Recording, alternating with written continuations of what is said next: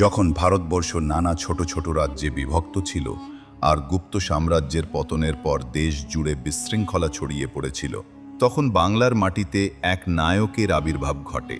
তার নাম মহারাজ শশাঙ্ক, বাংলার প্রথম স্বাধীন শাসক। ষষ্ঠ শতাব্দীর শেষ দিকে শশাঙ্ক উঠে আসেন গৌড় রাজ্যের শাসক হিসেবে।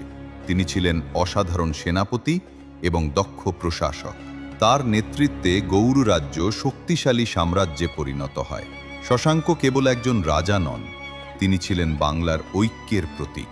শশাঙ্ক তার রাজধানী স্থাপন করেন কর্ণসুবর্ণে, যা বর্তমান মুর্শিদাবাদ জেলার নিকটবর্তী। এখান থেকেই তিনি এক শক্তিশালী প্রশাসন গড়ে তোলেন। তিনি ন্যায় বিচার ও সুশাসনের জন্য খ্যাত ছিলেন। কৃষকদের জন্য কর ব্যবস্থা সহজ করেছিলেন, ধর্মীয় সহিষ্ণুতা বজায় রেখেছিলেন এবং বাণিজ্যকে উৎসাহিত করেছিলেন। শশাঙ্ক কূটনীতিতেও ছিলেন দক্ষ। তিনি সম্রাট হর্ষবর্ধন ও কামরূপের রাজাদের সঙ্গে প্রতিদ্বন্দ্বিতা করে বাংলাকে রক্ষা করেছিলেন। তার সেনাবাহিনী ছিল শৃঙ্খলাবদ্ধ ও সাহসী। শশাঙ্কের সময় গৌড় রাজ্য পূর্ব ভারতের অন্যতম শক্তিশালী রাজ্যে পরিণত হয়েছিল।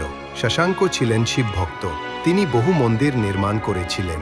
তার শাসনকালে শিল্প, সাহিত্য ও সংস্কৃতির বিকাশ হয়েছিল। তিনি শুধু রাজ্য শক্তির প্রতীক নন, বাংলার সাংস্কৃতিক পুনর্জাগরণের অন্যতম পথ প্রদর্শক ছিলেন। শশাঙ্কের মৃত্যুর পরও তাঁর স্বপ্ন বেঁচে ছিল।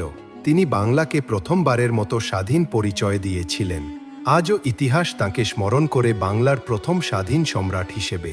শশাঙ্ক আমাদের শেখান ঐক্য, সাহস ও নেতৃত্বই জাতির আসল শক্তি।